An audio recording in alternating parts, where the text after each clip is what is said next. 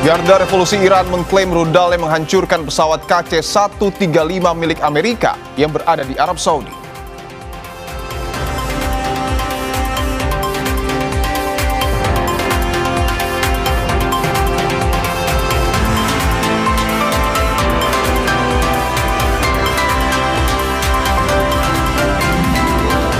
Presiden Amerika Serikat Donald Trump menyerukan agar negara tersebut membuka Selat Hormuz yang ia sebut sebagai Selat Trump.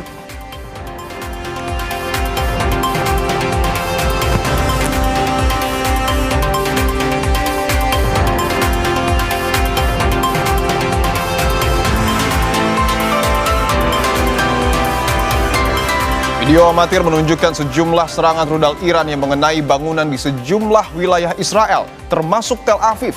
1 orang tewas dalam laporan yang terjadi pada Jumat malam, waktu setempat.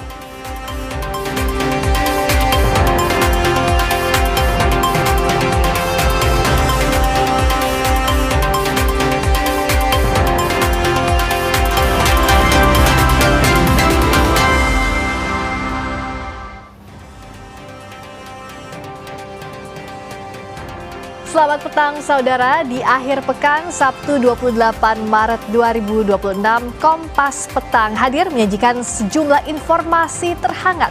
Kali ini bersama saya Friska Clarissa. Dan saya Dipo Nurbahagia, langsung saja kita mulai Kompas Petang saudara dengan informasi pertama. Kebakaran rumah 2 lantai terjadi di kawasan Durensawit, Jakarta Timur pada Sabtu siang. Kebakaran diduga terjadi akibat korsleting listrik saat penghuni rumah sedang mengisi daya telepon genggam.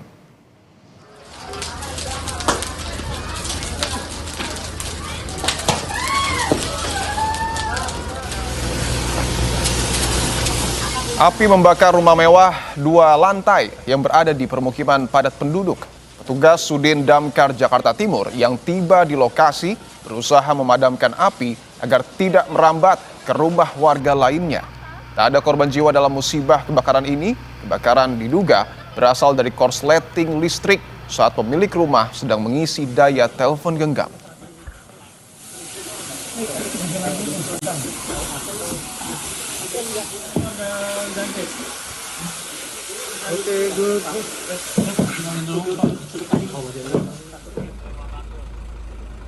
Ke TKP yang terbakar rumah 2 lantai, yang terbakar di lantai 2-nya kemungkinan tadi kalau nggak stop kontak dari AC.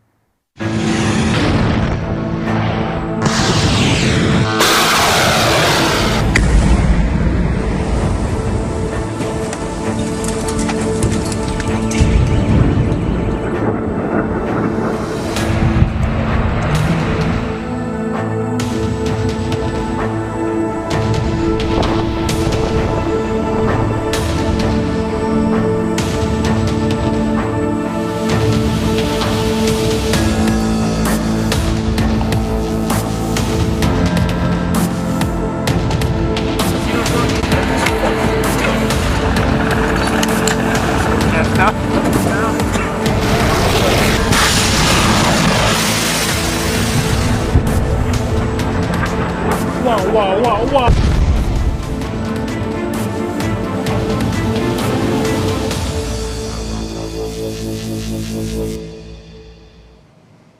Saudara, militer Iran merilis rekaman peluncuran drone yang dilaporkan menargetkan pangkalan militer tentara Israel di Tel Aviv.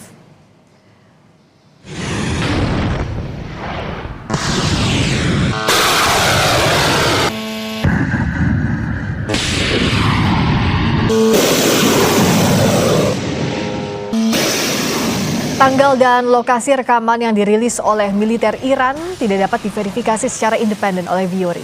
Sebagai balasannya, militer Israel menyebut telah mencegat serangan drone Iran yang diluncurkan ke sejumlah wilayah di Israel.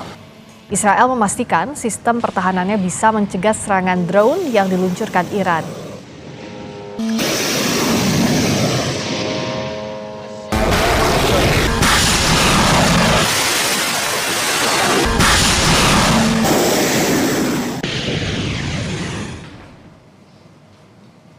Garda Revolusi lewat media Iran Press TV merilis video yang diklaim sebagai keberhasilan rudalnya menghancurkan pesawat pengisian bahan bakar milik Amerika Serikat KC-135.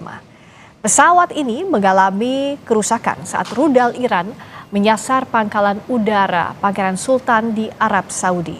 Dua pejabat Amerika Serikat, dikutip dari Wall Street Journal, membenarkan serangan tersebut.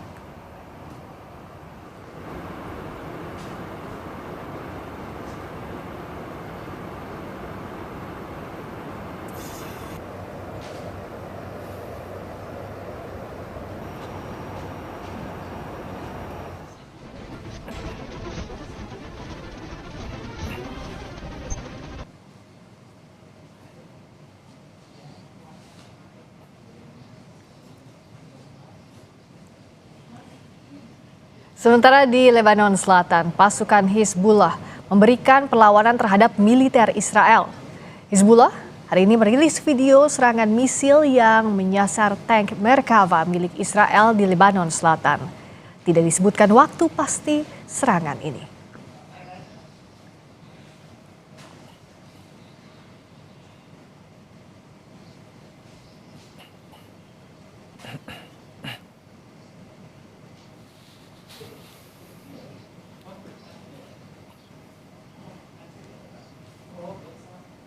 Drone Iran diduga menyerang Bandara Internasional Kuwait hingga menyebabkan kebakaran besar. Otoritas Kuwait merilis rekaman tanker minyak terbakar di Bandara Internasional Kuwait yang terjadi pada Rabu lalu. Pasca serangan ini, Iran belum merilis pernyataan apapun. Meski demikian, Iran telah berulang kali memperingatkan serangan akan menyasar pangkalan dan kepentingan Amerika Serikat di wilayah Teluk tak terkecuali Kuwait.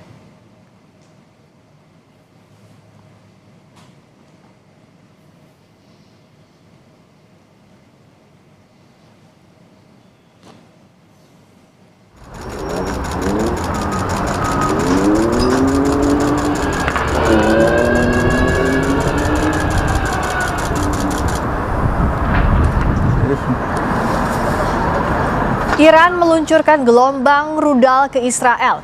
Setidaknya 270 pecahan rudal telah jatuh di seluruh tepi barat Israel, sebagian besar di dekat Ramallah, dan pecahan rudal lainnya jatuh ke kawasan Nablus, Bethlehem, Hebron, dan Salfit. Sirine pun berbunyi di seluruh kawasan tepi barat Israel untuk memperingatkan warga akan serangan drone Israel.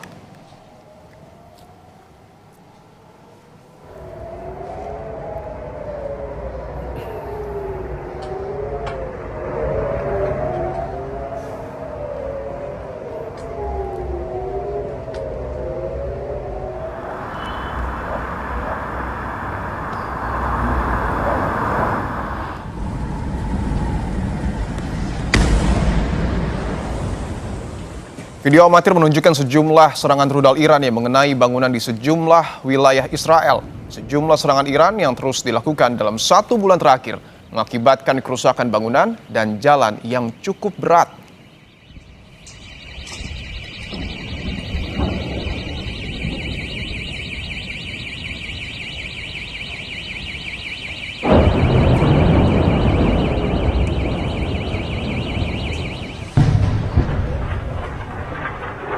Wah,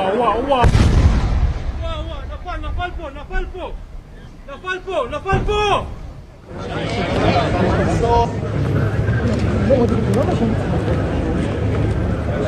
Alexi.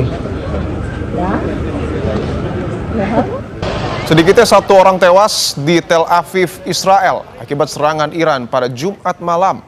Pria berusia 60 tahun tersebut dinyatakan meninggal dunia di trotoar jalan setelah menderita luka parah akibat terkena hantaman serangan yang diluncurkan Iran.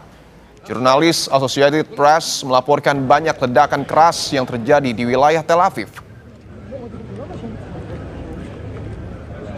Alexi.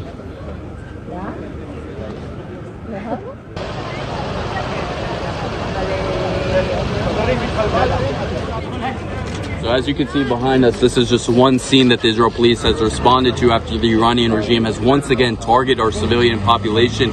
Unfortunately, at this scene behind me, as a result of the cluster munition that was fired targeting civilians, we have one fatality. We have another 4 individuals that were medically evacuated in various conditions at other scenes that the police are working at right now.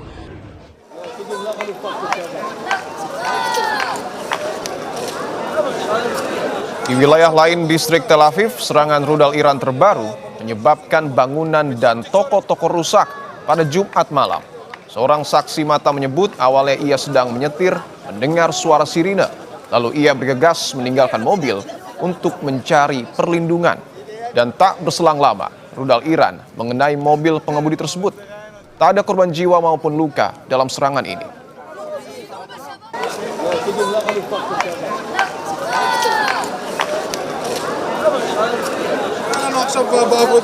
היו מספר זירות בתחום מחוז תל אביב לרבע לחצות לערך, אחת מהן זו זירה שנמצאת כאן שאנחנו נמצאים בה כרגע. אני לא אציין את המיקום, מדובר בזירת הרס בלבד. אין פה נפגעים בנפש לשמחתנו. כלל הגורמים הגיעו לזירה, כיבוי, מד"א, פיקוד העורף. סגרנו את הזירה, ביצענו את מה שאנחנו צריכים לעשות, כרגע אנחנו ערוכים להמשך עשייה. נסעתי עם האוטו, עמדתי עם האוטו, שמתי לו 4 וינקרים, באתי לרוץ לאזור הזה, כאילו לאזור מקלט, ופתאום היה בום. הסתובבתי, פתאום אני רואה את כל האוטו מפוצץ.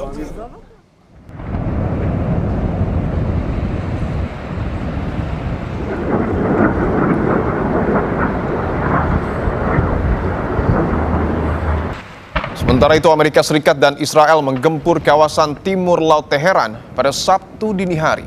Asap hitam dan suara dentuman terdengar tanpa henti di kawasan timur Laut Teheran. Jurnalis setempat melaporkan ini merupakan serangan udara paling intens dari Amerika Serikat dan Israel dalam beberapa hari terakhir. Dalam serangan ini sejumlah fasilitas rusak seperti fasilitas reaktor penelitian air berat di Kondak dan pabrik yang memproduksi konsentrat uranium.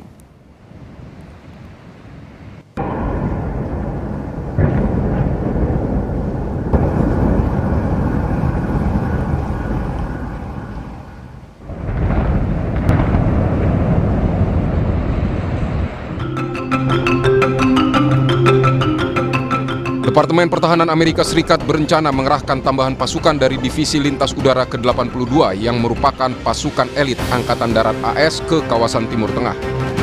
Pengerahan pasukan tambahan ini untuk mendukung operasi militer AS melawan Iran yang masih terus berlanjut hingga pekan keempat. Divisi Lintas Udara ke-82 AS dapat dikerahkan dalam waktu 18 jam setelah menerima perintah dan memiliki spesialisasi dalam melancarkan serangan parasut. Iran pun tak gentar menghadapi tambahan pasukan elit AS ke kawasan Timur Tengah. Komandan Angkatan Darat Iran, Brigadir Jenderal Ali Jahansahi, memperingatkan Amerika Serikat jika perang darat akan lebih berbahaya dan mahal. Iran menegaskan telah menyiapkan 1 juta pasukan untuk menghadapi potensi invasi darat Amerika Serikat. Pakar strategi Pusat Pengkajian dan Penerapan Angkatan Udara Alumni US Air War College, Marsma TNI Purnawirawan Agung Sasongko Jati menilai pengiriman pasukan yang dikerahkan Amerika Serikat ke Timur Tengah belum mencukupi untuk serangan darat ke Iran. Biasanya operasi darat itu dengan pengumpulan pasukan dahulu dan logistik. Namun ini tidak kelihatan. Biasanya mereka akan mengirim divisi lapis baja, kemudian artileri, dan itu dikumpulkan di suatu tempat yang diperkirakan menjadi tumpuan untuk serangan. Dan saat ini tidak ada tanda akan melaksanakan invasi, karena invasi itu harus 300, 400, 500 ribu orang dengan perlengkapan yang lengkap. Itu namanya invasi, baru cukup ampuh untuk menakuti pihak lawan untuk kamu lanjut bangga, ayo berunding. Kalau cuman angkanya masih ribuan, puluhan ribu, itu masih belum cukup untuk membuat menjadi leverage atau daya tawarnya. Rencana pemerintah Amerika Serikat untuk mengirimkan tambahan pasukan elit ke Timur Tengah mencuat di tengah klaim Presiden Donald Trump yang menyebut Iran dan AS sedang dalam proses negosiasi untuk mengakhiri perang.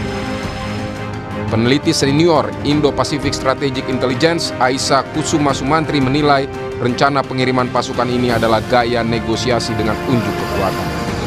dilakukan Amerika sekarang itu kan negotiation with force ya. Kita juga bicara bahwa Amerika Serikat membuka jalur negosiasi ini bukan berarti sebenarnya Amerika Serikat itu give up terhadap peperangan ini. Memang kemarin itu ada tambahan pasukan sekitar 1.082nd Airborne Paratroopers, lalu kemudian 5.000 marinir ya tambahannya, dan ada 1.000 pelaut juga. Dan sekarang kalau nggak salah sudah ada sekitar 50.000 personel dari AS yang ada di Timur Tengah. Pekan keempat, misil dan drone Iran masih terus diluncurkan untuk menggempur kawasan Israel dan pangkalan militer AS di sejumlah kawasan Timur Tengah. Sementara serangan AS dan Israel masih terus diluncurkan untuk menggempur kawasan Teheran hingga sejumlah fasilitas nuklir, militer, dan energi Iran.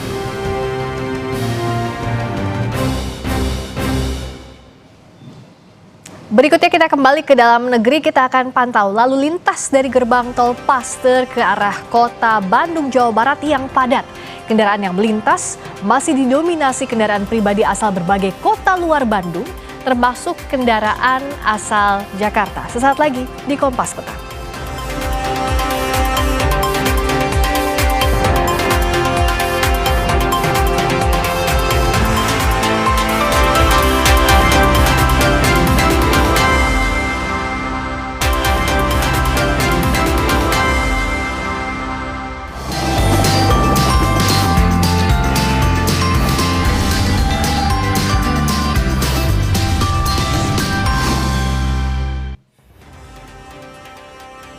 Saudara, arus balik di Jalan Tol Layang MBZ, Karawang, Jawa Barat pada Sabtu sore ramai lancar. Hari ini merupakan periode gelombang puncak arus balik Lebaran 2026. Lalu lintas di ruas Jalan Tol Layang MBZ, Jawa Barat pada periode arus balik gelombang kedua ramai lancar di kedua arah, baik kendaraan yang menuju ataupun keluar dari arah Jakarta. Pergerakan kendaraan masih didominasi kendaraan menuju arah Jakarta. Rekayasa lalu lintas di tol MBZ belum diberlakukan pada Sabtu sore. Untuk mengantisipasi kepadatan arus lalu lintas di gelombang kedua arus balik, pembersihan bahu jalan satu lajur dilakukan untuk mempersiapkan rekayasa lalu lintas.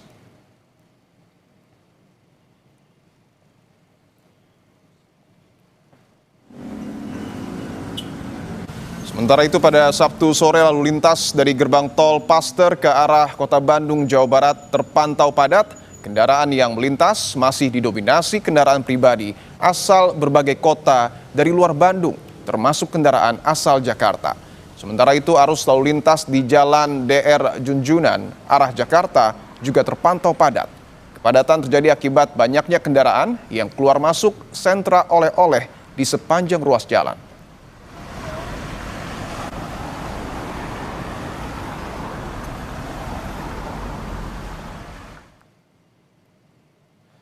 Situasi macet hingga 5 km kembali terjadi di exit gerbang tol Cikampek, Purwakarta. Kepadatan dipicu dampak one way tol Cipali, sehingga seluruh kendaraan yang menuju timur atau Jawa dikeluarkan di gerbang tol Cikampek. Polisi memberlakukan rekayasa lalu lintas dengan menutup jalur ke arah Pantura dan mengalihkan melalui jalur tengah yang melewati Sadang, Subang hingga Cikamurang dan kembali masuk jalur arteri Pantura.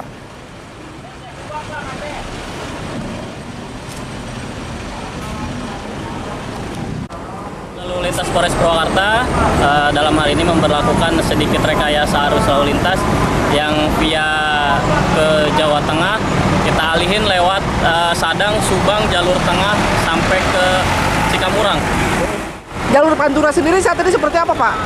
Mungkin bisa terpantau agak sedikit padat yang ke arah Pantura. Kita berlakukan rekayasa ke alihkan juga ke jalur tengah via Cikamurang. Oke, atur nuhun. Arus balik Lebaran dari Jawa ke Bali didominasi sepeda motor. Antrian panjang terlihat di area parkir pelabuhan saat kendaraan menunggu masuk ke kapal. Sejumlah pemudik roda 2 harus mengantre hingga 2 jam untuk masuk ke dalam kapal. Salah satu pemudik memilih menggunakan motor Vespa untuk perjalanan balik menuju Bali dari Pulau Jawa.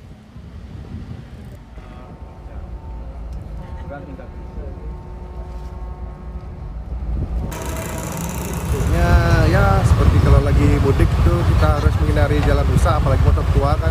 Jadi dia bisa membuat kena kerusakan yang lainnya. Habis itu kalau bisa kelebihannya kita happy lah, hobi sama motor tua gitu, jalan happy, damai, tenang lah.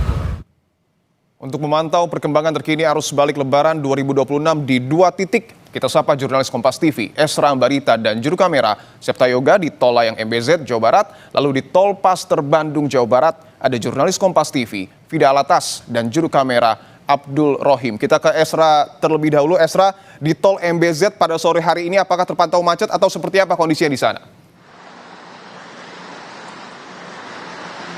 Ya, sejauh ini Dipo, pantauan kami di Tol MBZ Karawang, Jawa Barat masih terbilang lancar, namun tetap ramai pergerakan yang ke arah Jakarta. Bahkan dari data yang kami dapatkan dari pihak Jasa Marga, kalau ini pergerakan masih didominasi ke arah ibu kota, di mana ada total 11.840.000 pergerakan. Sementara ke arah Cikampek Utama, ini totalnya 10.000. Nah, meskipun terjadi selisih yang tidak terlalu tinggi, tapi ini sudah menunjukkan pola pergerakan arus balik sejak hari kemarin, di mana yang paling tinggi di 24 Maret 2026 ini sampai di angka 64.000 kendaraan yang ke arah Jakarta. Tapi Dipo dan juga saudara, diprediksi ini merupakan gelombang kedua arus balik. Jadi mungkin atau kemungkinan besar nanti di malam hari akan semakin meningkat, bahkan tembus di angka 35.000 kendaraan yang ke arah Jakarta.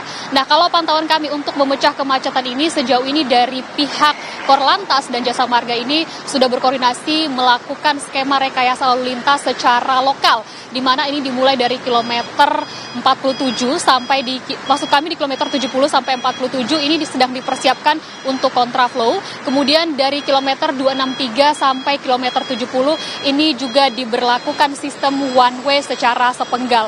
Tentunya ini nanti akan melihat pertimbangan volume kendaraan. Jika nantinya ini akan meningkat, maka tidak menutup kemungkinan untuk one way secara nasional akan diberlakukan oleh Korlantas. Nah, selain itu Dipo dan juga saudara, kalau kami perhatikan di Tol MBZ ini sebenarnya kemacetan ini kerap kali terjadi karena banyak para pemudik yang berhenti di bahu jalan, kemudian juga ini salah dalam mematuhi rambu-rambu lalu lintas yang seharusnya ke jalur atas, ini ke jalur bawah. Jadi mengharuskan maksud kami dari pihak kepolisian ini menyisir bahu jalan untuk memastikan bahwa pemudik ini tidak menabrak kembali rambu-rambu lalu lintas yang kerap kali ini terjadi pada sore sampai di malam hari kemarin. Dari pihak Jasa Marga, Dipo dan juga saudara terus menghimbau kepada para pemudik ini agar menjaga kecepatan, menjaga jarak pandang, apalagi dengan situasi arus balik yang diperkirakan akan tinggi di malam hari ini. Dipo. Arus balik gelombang kedua, situasi di Tol MBZ terpantau ramai lancar. Kita beralih sedikit ke Bandung, Jawa Barat, tepatnya di Tol Paster. Sudah ada jurnalis Kompas TV, Vida Alatas. Vida, kalau di Tol MBZ kondisinya ramai lancar, bagaimana dengan kondisi di gerbang Tol Paster tempat Anda melaporkan saat ini?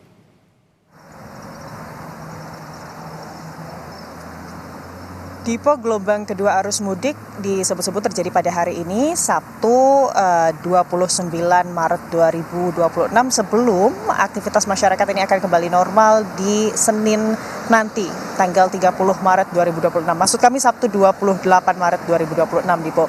Dan ini adalah H-2 sebelum aktivitas masuk sekolah dan juga masuk bekerja. Tapi kalau di Bandung, Dipo dan juga saudara, selain tentunya mobilitas dari arus balik masyarakat yang sebelumnya melakukan mudik, yang juga terpantau masih sangat tinggi, ini adalah mobilitas wisatawan yang hingga hari ini masih banyak kendaraan-kendaraan dari luar kota Bandung yang masuk ke kota Bandung menuju kawasan-kawasan wisata begitu ya, dari gerbang Tol Paster. Tadi kami pantau di sore hari tadi, Dipo dan juga saudara, kalau untuk lalu lintas arus mudik atau kendaraan wisatawan yang kembali ke Jakarta begitu ya, masuk ke gerbang Tol Paster arah Jakarta dibandingkan dengan kendaraan yang keluar dari gerbang Tol Paster menuju ke arah Bandung, ini berbanding terbalik begitu ya, di mana kendaraan-kendaraan yang masuk ke kota Bandung ini lebih dominan. Kendaraan-kendaraan tersebut ini didominasi dari kendaraan-kendaraan daerah atau berasal dari Jakarta dan juga dari Bogor. Kami juga tadi memantau ada kendaraan-kendaraan arah Banten, bahkan dari luar Jawa Barat begitu, Dipo dan juga saudara.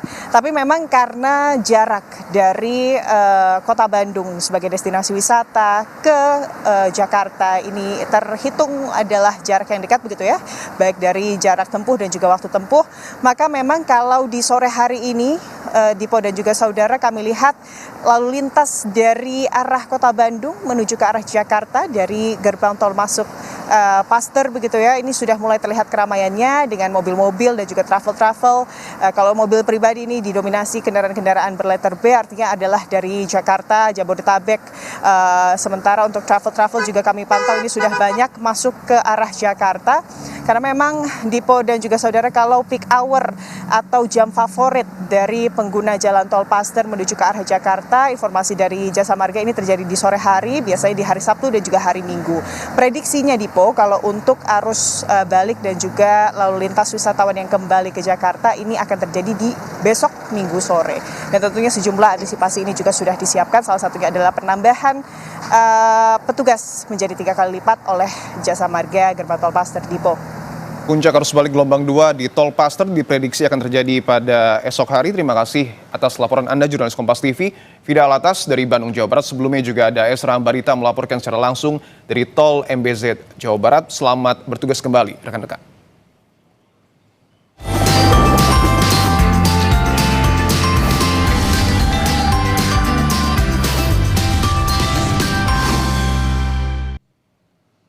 Saudara, Beckham Putra menjadi bintang kemenangan Indonesia atas Saint Kitts and Nevis di ajang FIFA Series 2026.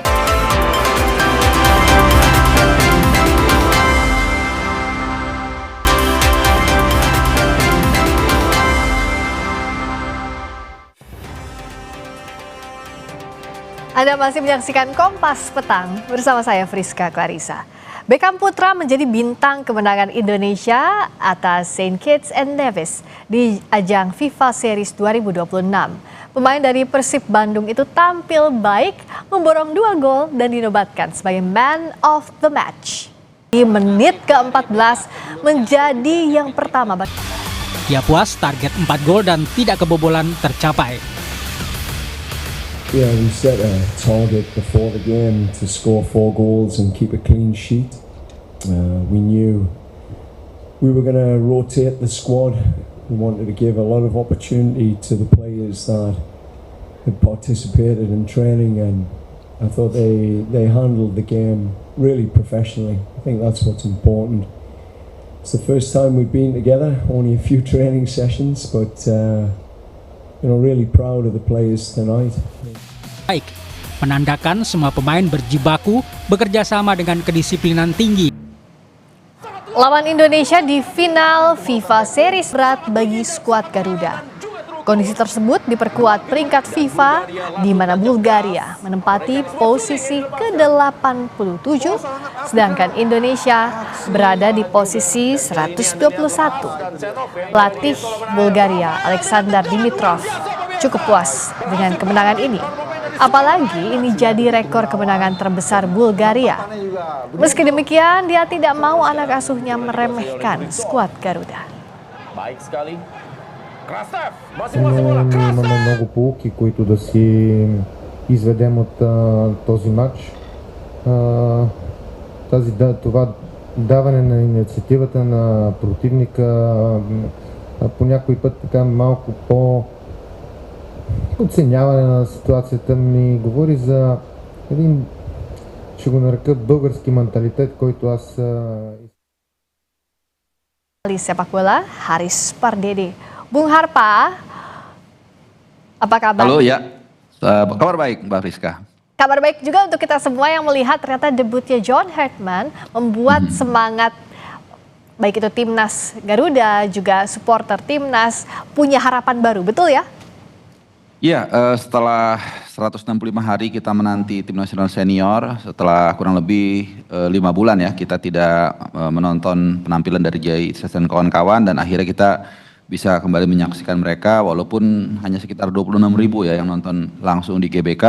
Tapi saya yakin nanti di pertandingan lawan Bulgaria hari tanggal 30 ya, itu saya yakin akan lebih banyak lagi. What a start buat John Hartman sebagai pelatih baru tim nasional kita. Kemenangan 4-0, lalu kemudian ada yang menarik di sini adalah beberapa sentuhan yang baru yang ini memang sangat kita nanti dari seorang John Hartman.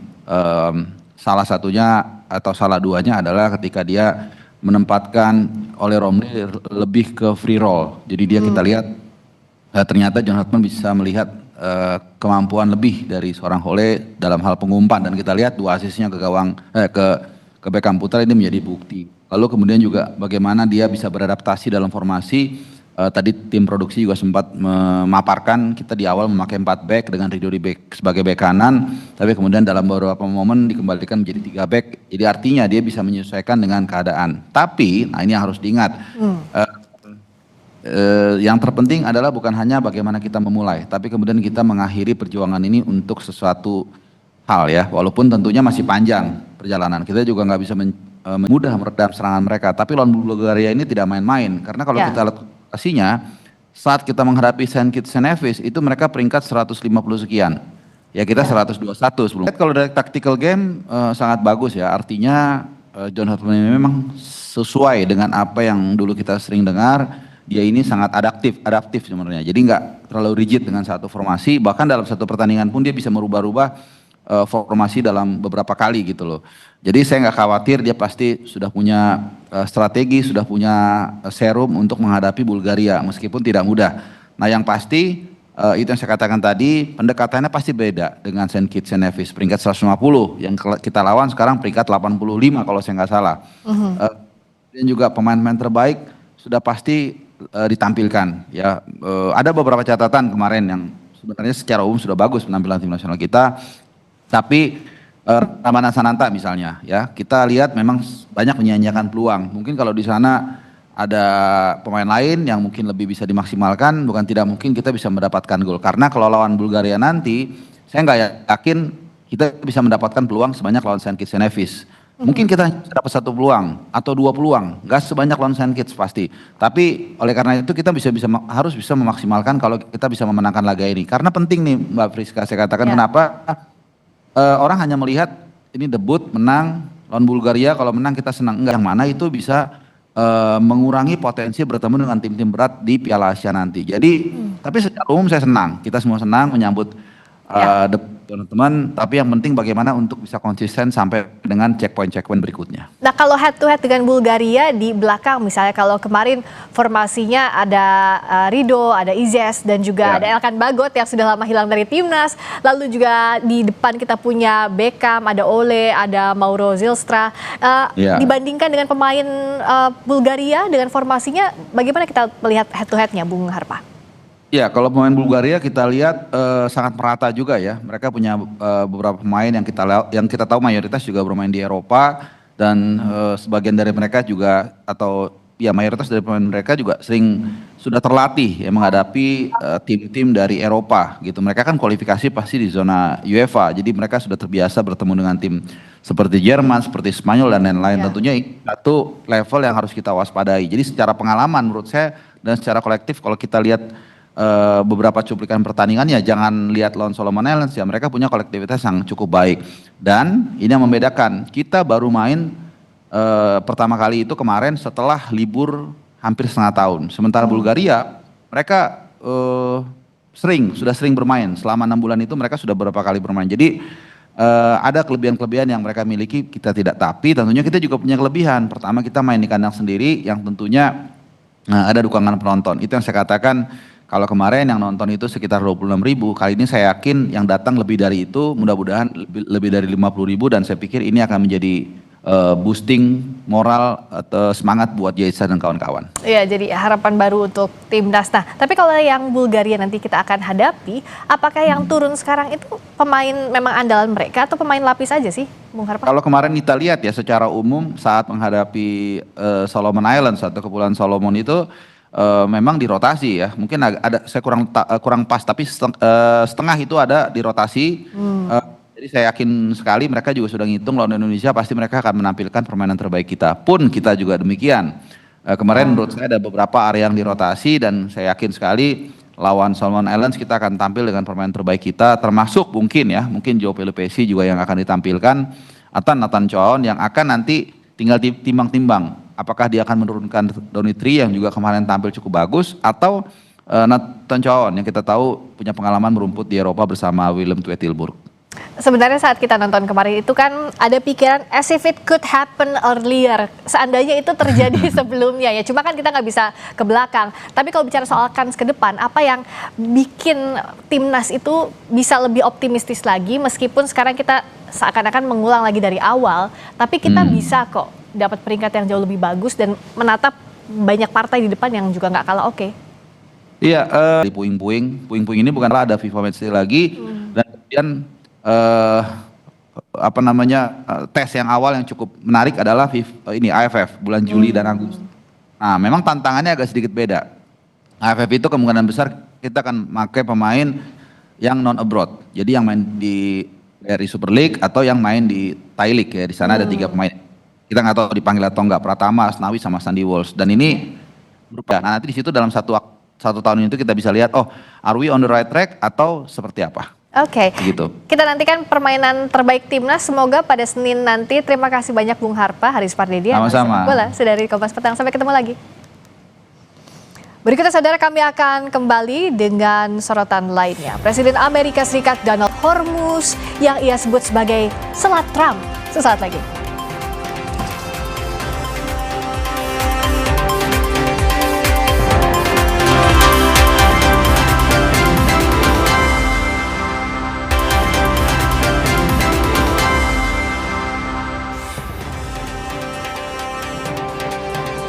Anda kembali menyaksikan Kompas Petang, saudara, bersama saya Dipo Nurbahagia. Presiden Amerika Serikat Donald Trump mengatakan Iran tak lagi menjadi pengganggu. Trump bahkan menyerukan agar negara tersebut membuka Selat Hormuz yang ia sebut sebagai Selat Trump.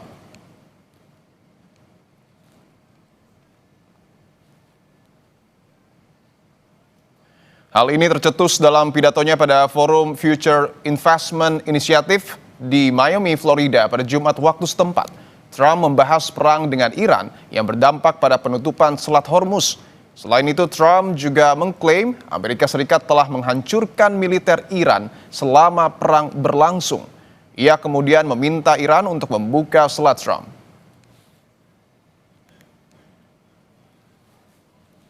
We're crushing Iran. Currently, as we speak, I just looked, we had another big day. We hit them. They don't know what's happening. Remember this. They lied about 3 days ago. I said, yeah, we're negotiating with Israel. We are not negotiating. They're being hit so hard, too, so we had 10 ships, and then people realized we were actually negotiating. And we're negotiating now, and it'd be great if we could do something, but they have to open it up. They have to open up the Strait of Hormuz.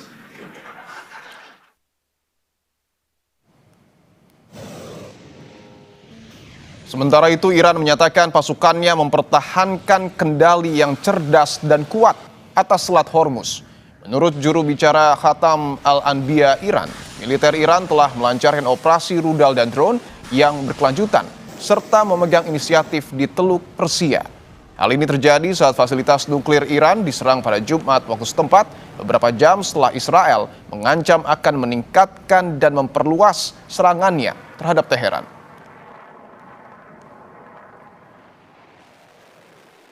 رزمندگان جان برکف ما در نیروی دریایی و هوافضای سپاه ضمن کنترل هوشمندانه و قدرتمندانه تنگه هرمز و در دست داشتن ابتکار عمل در خلیج فارس هجوم به مواضع دشمن در منطقه را به فضل الهی با قدرت ادامه خواهند داد.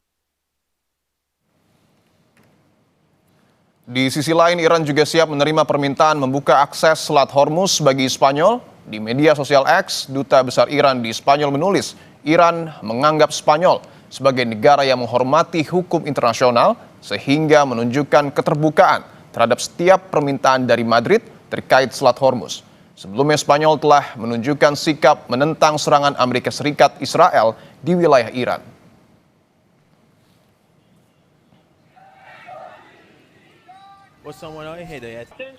Sejauh ini Kementerian Luar Negeri masih melakukan negosiasi yang intensif dengan pihak terkait Iran agar 2 kapal milik Pertamina yakni VLCC Pertamina Pride dan kapal Gamsunoro diperbolehkan melintasi Selat Hormuz. Adapun Iran disebut telah memberi lampu hijau bagi 2 kapal Indonesia yang tertahan sejak awal Maret lalu.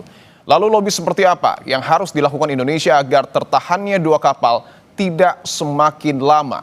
Kita bahas bersama anggota Komisi 1 fraksi PKB, Syamsur Rizal, dan mantan Duta Besar Indonesia untuk Iran, Dian Wirengjurit. Pak Rizal, Pak Dian, selamat petang semua.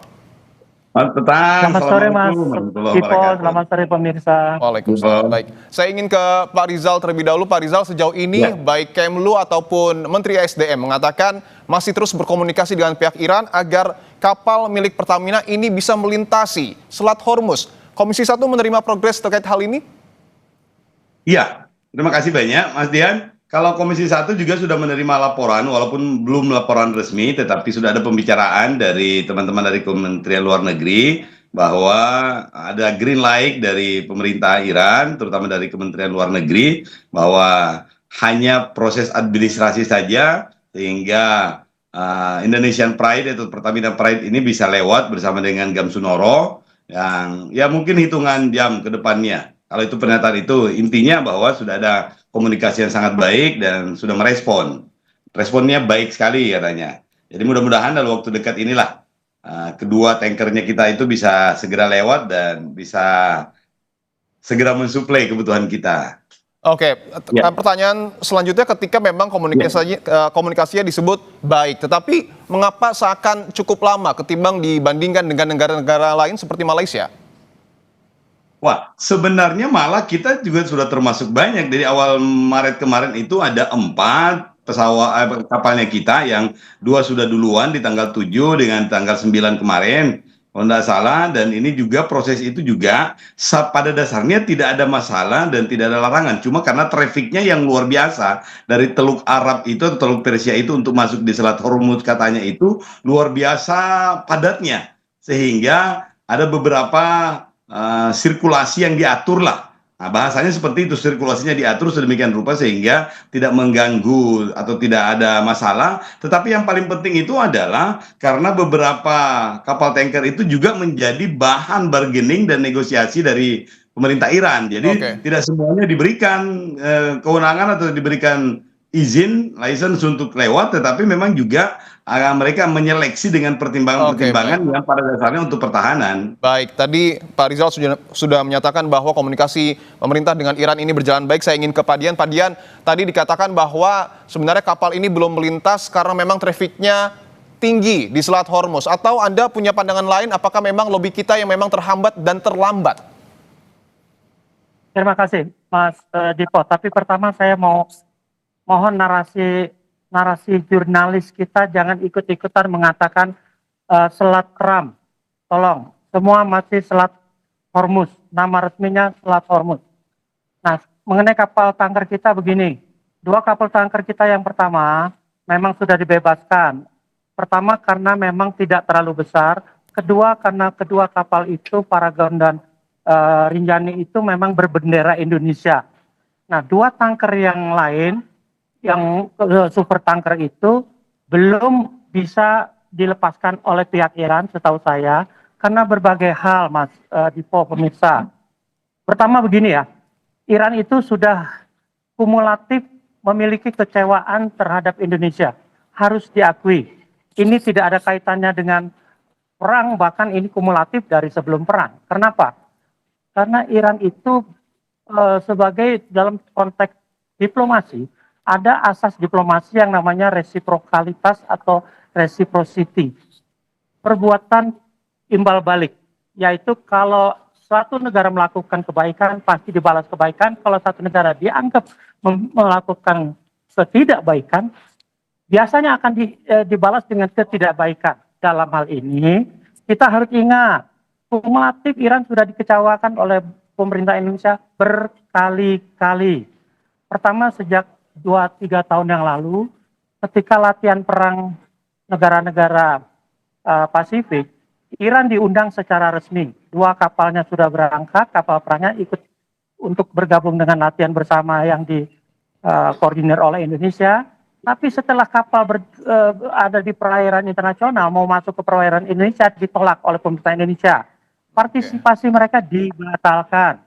Itu kekecewaan pertama. Karena apa? Karena Amerika ikut serta dalam latihan bersama itu dan Amerika memaksa Indonesia untuk tidak menerima dan kita menurut. Oke. Kedua, tahu yang namanya tanker Iran yang namanya Aram itu sudah bertahun-tahun disandra oleh pemerintah Indonesia karena tertangkap waktu itu mereka memperdagangkan minyak di tengah lautan yang mereka klik lautan internasional, tapi kita menganggap di perairan Indonesia. Hingga saat ini statusnya belum jelas. Ketiga, dalam kaitan dengan kematian pemimpin Iran saja kita terlambat memberikan ucapan simpati bela sungkawa. Bahkan Presiden hanya mengutus. Nah, kekecewaan ini memuncak. Akibatnya apa? Kalau memang 2 kapal pertama dilepaskan karena berbendera Indonesia dan tidak besar, itulah niat baik Iran yang harus dihargai oleh kita. Tapi imbalannya apa? Presiden Prabowo dengan segala hormat memberikan pernyataan yang tidak simpati terhadap Iran dalam konteks perang. Misalnya, Prabowo menyatakan kepada Qatar mengecam keras agresi Iran kepada negara-negara Teluk. Agresi yang mana? Agresi itu dimulai oleh Israel. Nah, kalau sekarang ada dua tanker masih ditahan, Mas. Kalau kembali ke masalah tanker besar ini, buat saya itulah poin Iran untuk meminta juga imbalan resiprokalitas dari Indonesia, minimal melepaskan atau menjelaskan status yang jelas dari kapal tanker Iran yang ditahan, yang hingga kini statusnya tidak jelas. Baik, saya ingin ke Pak Rizal bahwa tadi disebutkan kapal kita belum melintas Selat Hormuz bukan karena sekedar teknis, bukan karena traffic, tapi karena faktor politis, ada kekecewaan Iran di dalamnya. Tanggapan Anda? Ya, pasti karena tidak ada peristiwa yang berjalan sendiri, tetapi dalam jawaban-jawaban dan proses komunikasi itu, apa yang disampaikan oleh Pak Dian itu tidak menjadi bahan yang dibicarakan, atau paling tidak kami tidak mendapatkan informasi itu. Jadi laporan dari Kementerian Luar Negeri itu bahwa negosiasi berlangsung sangat baik dan sangat komunikatif. Jadi kami tidak memiliki kekhawatiran yang berlebihan terhadap situasi ini. Tetapi saya setuju dengan apa yang disampaikan oleh Pak Dian, kalau asas resiprokal dalam diplomatik itu sangat penting. Sehingga pemerintah mesti menjadikan catatan ini sebagai catatan strategis bahwa kedepannya kita mesti secara proporsional memberikan apresiasi kepada setiap fenomena-fenomena terutama dalam konteks perang di Teluk ini. Saya ingin minta informasinya Pak Rizal. Sejauh ini apakah sudah ada komunikasi antara Dubes Iran untuk Indonesia dengan Presiden Prabowo Subianto jika memang hubungan antara pemerintah dengan Iran ini baik-baik saja? Kalau untuk Dubes itu saya belum tahu apakah sudah nyambung ke Pak Prabowo, tetapi dengan Dubes kita sendiri dengan Kementerian Luar Negeri kita itu sudah nyambung.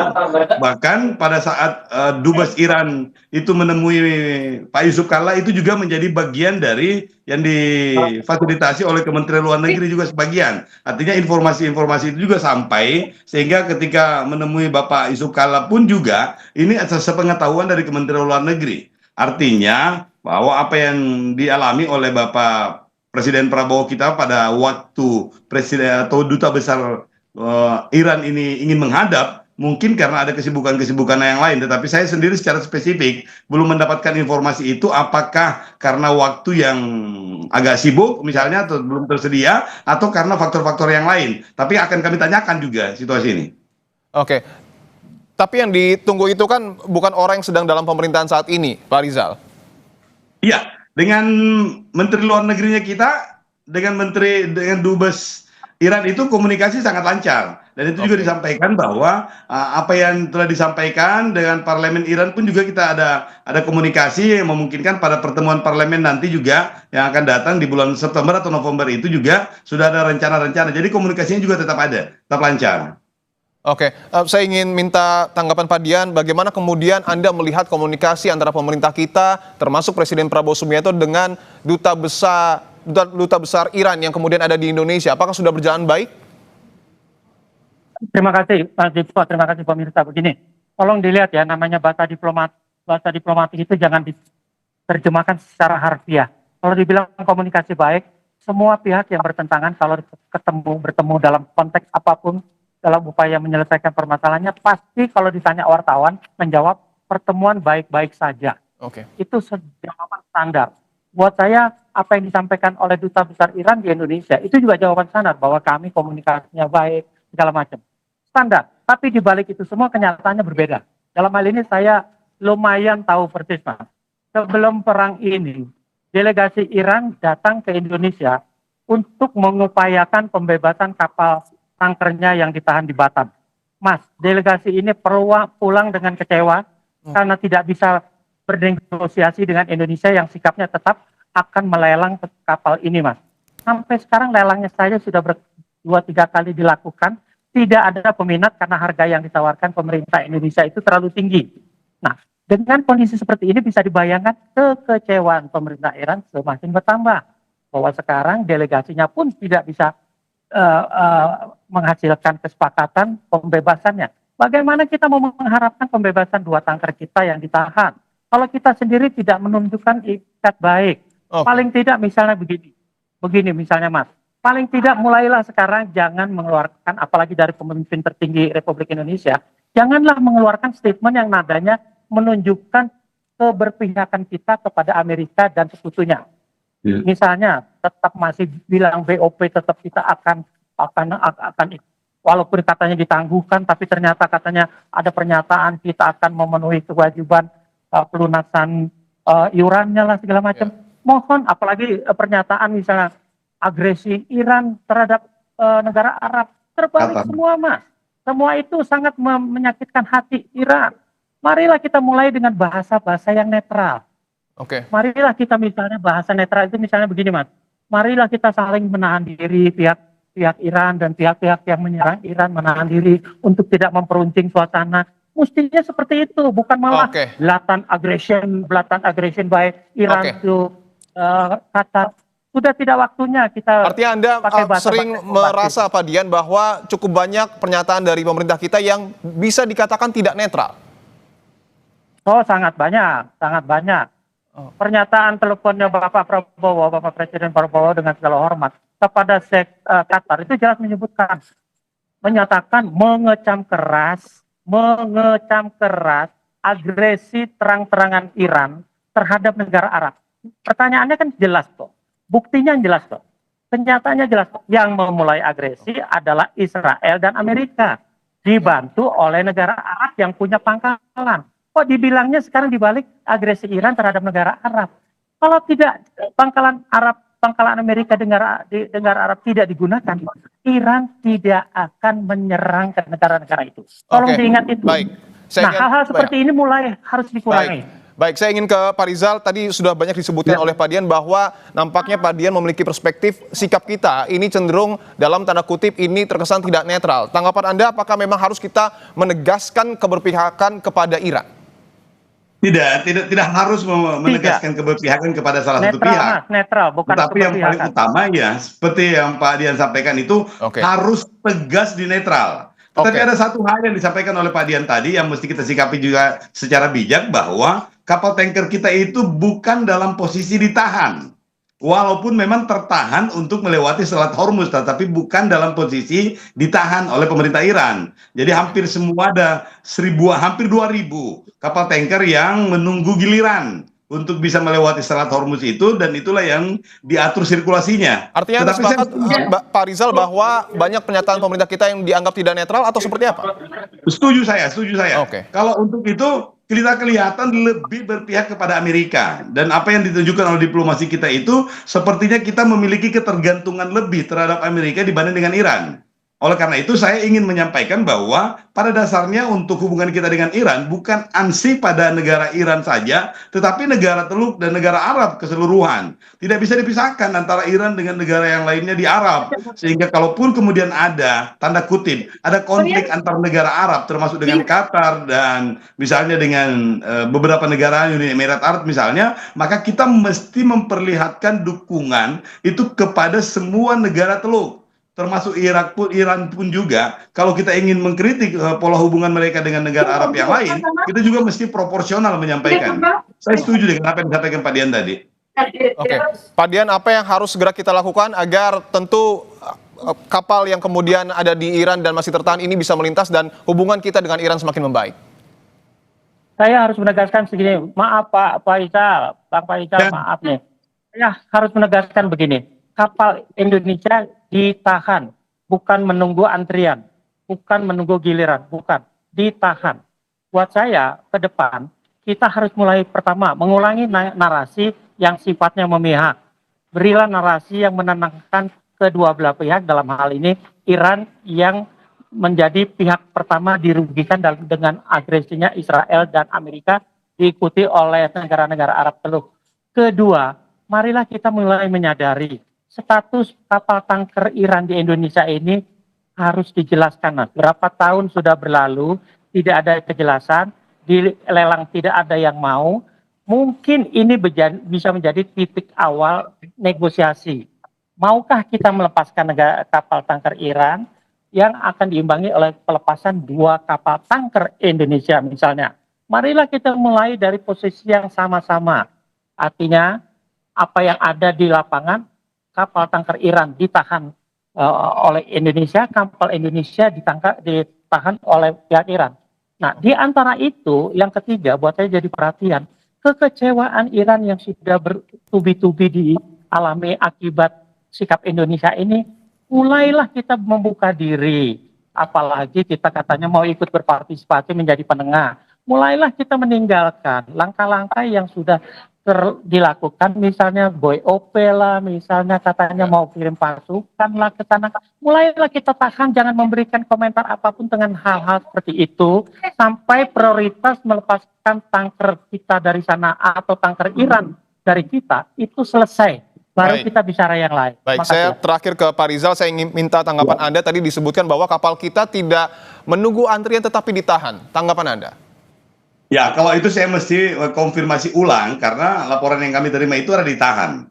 Bukan ditahan, tapi tertahan. Nah, tertahan. Ini penting, ada diksi yang berbeda. Tetapi saya, Mas Dian, Pak, ada hal yang penting untuk menjadi catatan kita. Itu adalah bahwa pengelolaan sumber daya manusia, pengelolaan sumber daya nasional untuk pertahanan itu penting untuk diberikan perhatian lebih. Ini akan kelihatan betul ternyata bahwa ada sumber daya yang dimiliki oleh Iran yang dimaksimalkan betul, terutama Selat Hormuz. Satu selat saja sudah luar biasa pengaruhnya terhadap peta kekuatan. Dan ini penting menjadi catatan. Baik, yang tadi kami garis bawahi juga bahwa kita lebih baik untuk kemudian bersikap netral agar tentu kebaikan-kebaikan yang kemudian lahir dari perang ini bisa kita dapatkan dan justru bukan kerugian. Terima kasih anggota Komisi 1 fraksi PKB Bapak Syamsur Rizal dan juga mantan Duta Besar Indonesia untuk Iran Bapak Dian Wirengjurit telah bergabung di Kompas Petang. Saudara, Kementerian Pertahanan Israel mengumumkan telah menerima pesawat kargo ke-200 dalam upaya memperkuat kapasitas pertahanan di tengah perang Israel Amerika Serikat melawan Iran.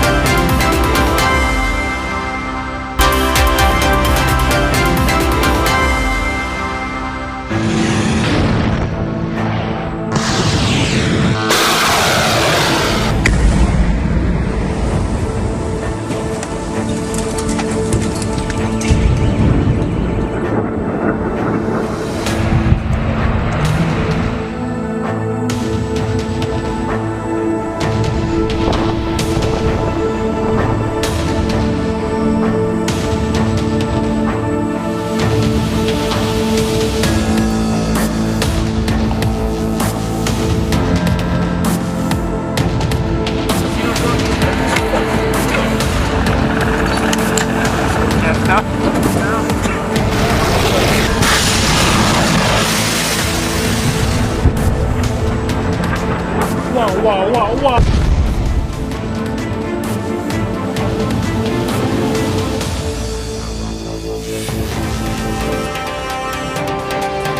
Masih di Kompas Petang. Korps Garda Revolusi Islam Iran meluncurkan rudal gelombang ke-84 dengan pangkalan militer AS di Arab Saudi sebagai targetnya.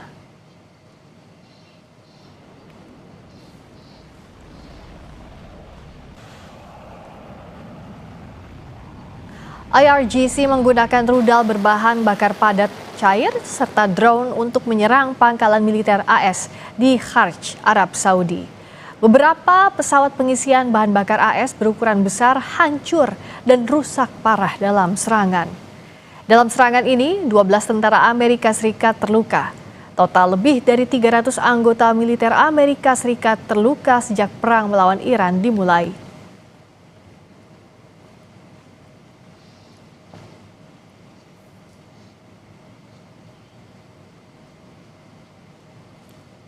Sebelumnya, Garda Revolusi lewat media Iran Press TV merilis video yang diklaim sebagai keberhasilan rudalnya menghancurkan pesawat pengisian bahan bakar milik Amerika Serikat, KC-135. Pesawat ini mengalami kerusakan saat rudal Iran menyasar pangkalan udara Pangeran Sultan di Arab Saudi. Dua pejabat Amerika Serikat dikutip dari Wall Street Journal membenarkan serangan tersebut.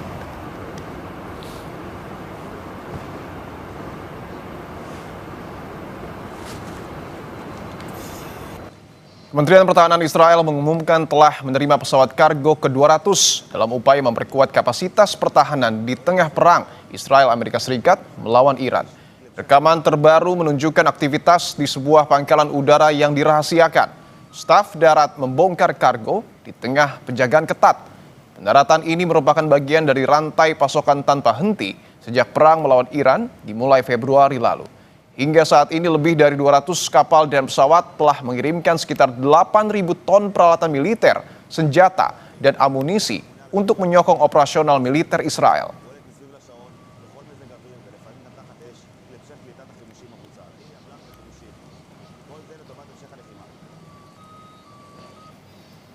Sementara itu, Presiden Amerika Serikat Donald Trump mengatakan Kuba menjadi target kekuatan militer Amerika Serikat selanjutnya.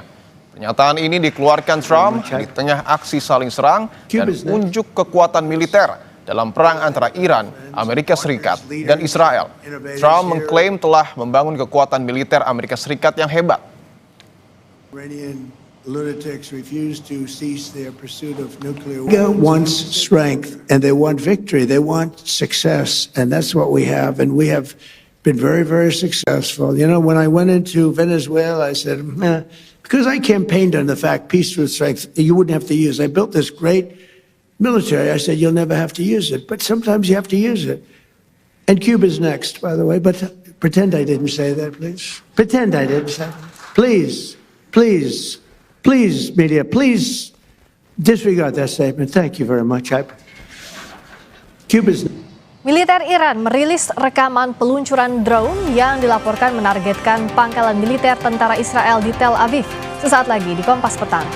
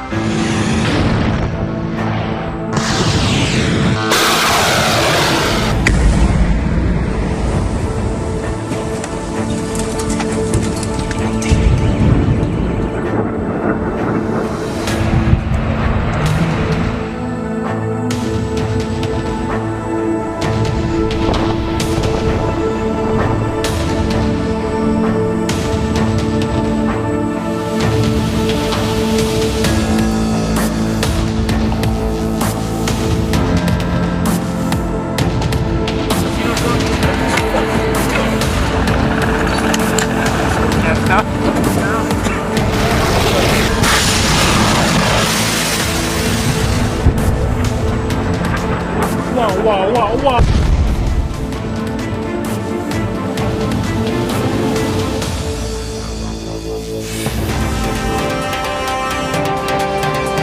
Masih di Kompas Petang bersama saya Friska Clarissa. Militer Iran merilis rekaman peluncuran drone yang dilaporkan menargetkan pangkalan militer tentara Israel di Tel Aviv. Tanggal dan lokasi rekaman yang dirilis oleh militer Iran tidak dapat diverifikasi secara independen oleh Viori. Sebagai balasan, militer Israel menyebut telah mencegat serangan drone Iran yang diluncurkan ke sejumlah wilayah di Israel. Israel memastikan sistem pertahanannya bisa mencegat serangan drone yang diluncurkan Iran.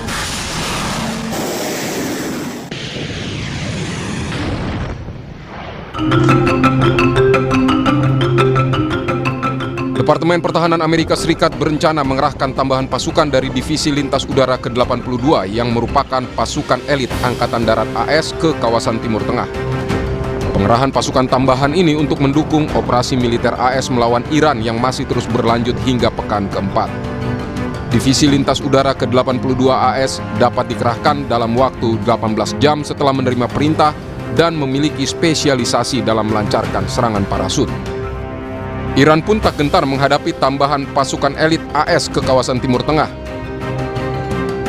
Komandan Angkatan Darat Iran, Brigadir Jenderal Ali Jahansahi, memperingatkan Amerika Serikat jika perang darat akan lebih berbahaya dan mahal. Iran menegaskan telah menyiapkan 1 juta pasukan untuk menghadapi potensi invasi darat Amerika Serikat. Pakar strategi Pusat Pengkajian dan Penerapan Angkatan Udara Alumni US Air War College, Marsma TNI Purnawirawan Agung Sasongko Jati menilai pengiriman pasukan yang dikerahkan Amerika Serikat ke Timur Tengah belum mencukupi untuk serangan darat ke Iran. Biasanya operasi darat itu dengan pengumpulan pasukan dahulu dan logistik. Namun ini tidak kelihatan. Biasanya mereka akan mengirim divisi lapis baja, kemudian artileri, dan itu dikumpulkan di suatu tempat yang diperkirakan menjadi tumpuan untuk serangan. Dan saat ini tidak ada tanda akan melaksanakan invasi, karena invasi itu harus 300, 400, 500 ribu orang dengan perlengkapan yang lengkap. Itu namanya invasi. Baru cukup ampuh untuk menakuti pihak lawan untuk kamu lanjut bangga, ayo berunding. Kalau cuman angkanya masih ribuan, puluhan ribu, itu masih belum cukup untuk membuat menjadi leverage atau daya tawarnya. Rencana pemerintah Amerika Serikat untuk mengirimkan tambahan pasukan elit ke Timur Tengah mencuat di tengah klaim Presiden Donald Trump yang menyebut Iran dan AS sedang dalam proses negosiasi untuk mengakhiri perang. Peneliti senior Indo-Pacific Strategic Intelligence Aisyah Kusuma Sumantri menilai rencana pengiriman pasukan ini adalah gaya negosiasi dengan unjuk kekuatan. Yang dilakukan Amerika sekarang itu kan negotiation with force ya. Kita juga bicara bahwa Amerika Serikat membuka jalur negosiasi ini bukan berarti sebenarnya Amerika Serikat itu give up terhadap perangan ini. Memang kemarin itu ada tambahan pasukan sekitar 1.082nd Airborne Paratroopers, lalu kemudian 5.000 marinir ya tambahannya, dan ada 1.000 pelaut juga. Dan sekarang kalau nggak salah sudah ada sekitar 50.000 personel dari AS yang ada di Timur Tengah. Pekan keempat, misil dan drone Iran masih terus diluncurkan untuk menggempur kawasan Israel dan pangkalan militer AS di sejumlah kawasan Timur Tengah. Sementara serangan AS dan Israel masih terus diluncurkan untuk menggempur kawasan Teheran hingga sejumlah fasilitas nuklir, militer, dan energi Iran.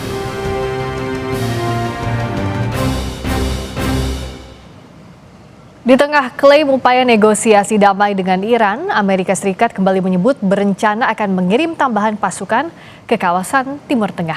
Iran pun menjawab ancaman AS dengan menyiapkan sejumlah pasukan untuk menghadapi invasi darat Amerika Serikat. Apakah perang berlanjut menjadi perang darat? Kita bahas bersama Wibawanto Nugroho Widodo, pakar politik dan keamanan nasional, serta Kisino Bawono, pengamat hubungan internasional UNPAR. Selamat petang, Bapak-Bapak. Saya ke Pak Wibawa dulu. Selamat petang. Ya, terima kasih sudah hadir. Saya ke Pak Wibawa dulu. Jadi kalau dengan Amerika Serikat yang menyebut akan mengirimkan pasukan tambahan ke Timur Tengah, bisakah dikatakan bahwa ini on the way to military invasion, menuju ke invasi darat militer, atau hanya sekadar ancaman kalau lihat kondisinya saat ini? Oke, jadi gini ya, saat ini US military capability itu hanya untuk menghadapi 1,5 major war. Ya.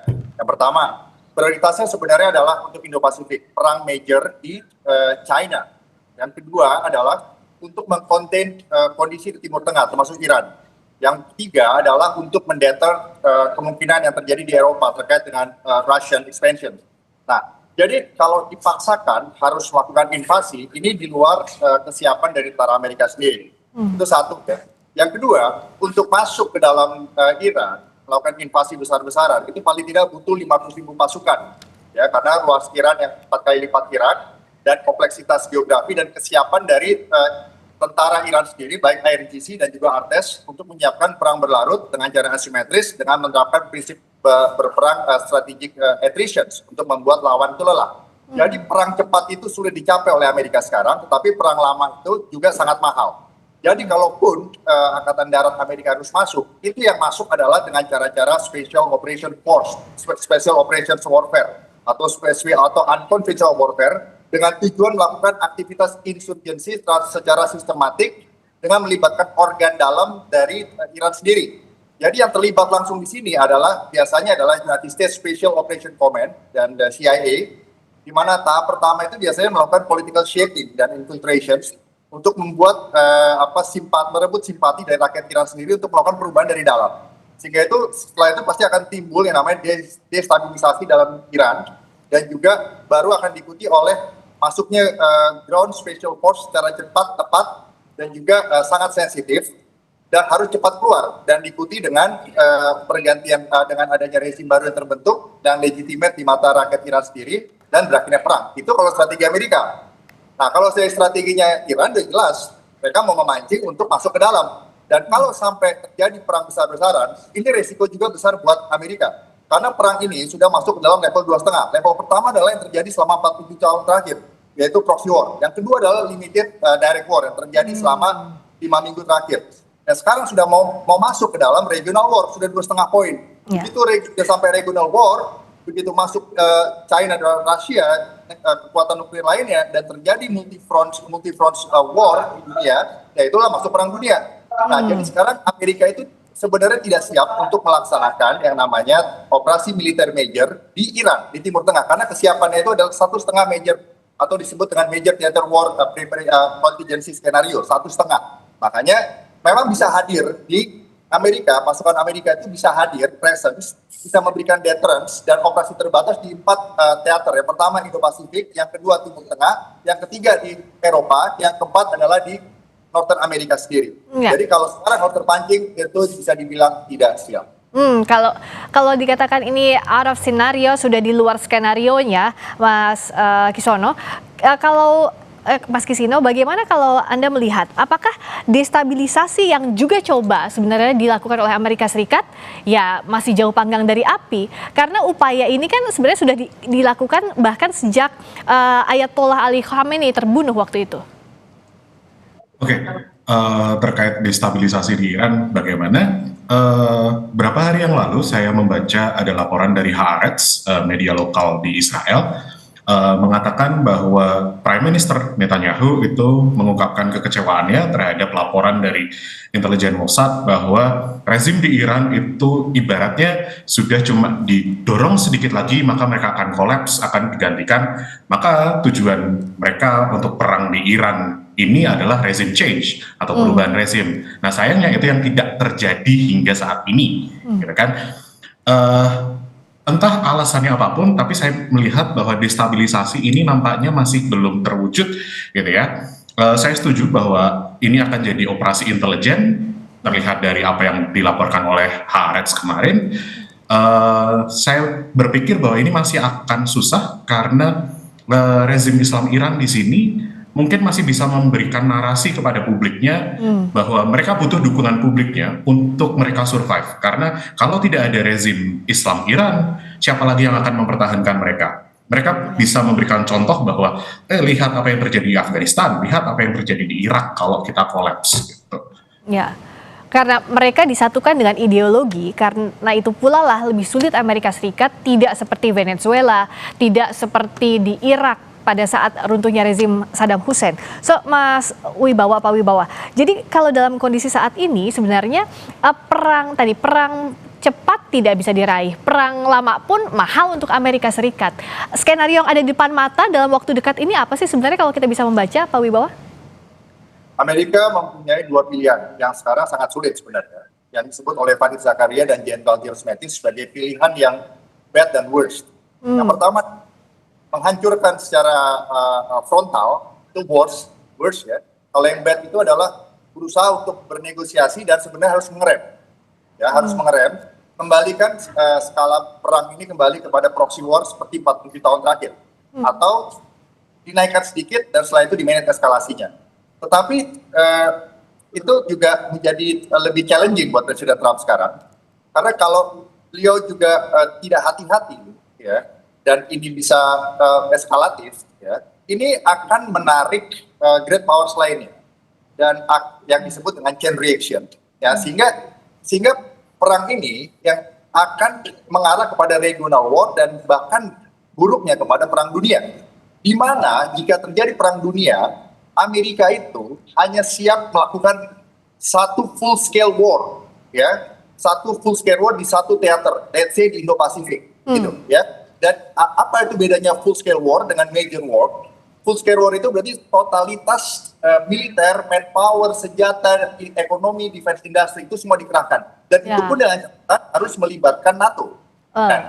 Sekarang dilakukan major war, ya habis-habisan di Iran. Jika ini eskalatif menjadi perang dunia, Amerika udah banyak habisan. Apalagi jika operasi di Iran ini, let's say dikatakan invasi tanpa bantuan NATO, udah habis-habisan.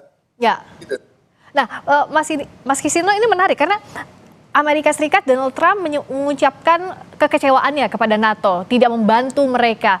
Tapi di sisi lain mereka bilang sudah ada diplomasi. Tapi di sisi lain juga mereka menyebut bahwa ada pasukan yang dikerahkan ke Iran. Ini kan jadi saling bertolak belakang. So, apa yang Anda baca dari POV-nya Amerika Serikat maupun POV-nya Iran untuk akhir dari perang ini? Masihkah memang akan lama? Atau ya sebenarnya masih bisa diakhiri dalam waktu cepat asalkan salah satunya menyerah, dalam hal ini Amerika Serikat yang menyerah karena dalam kondisi terjepit juga saat Selat Hormuz tidak kunjung dibuka. Kita akan bahas usai jeda di Kompas Petang.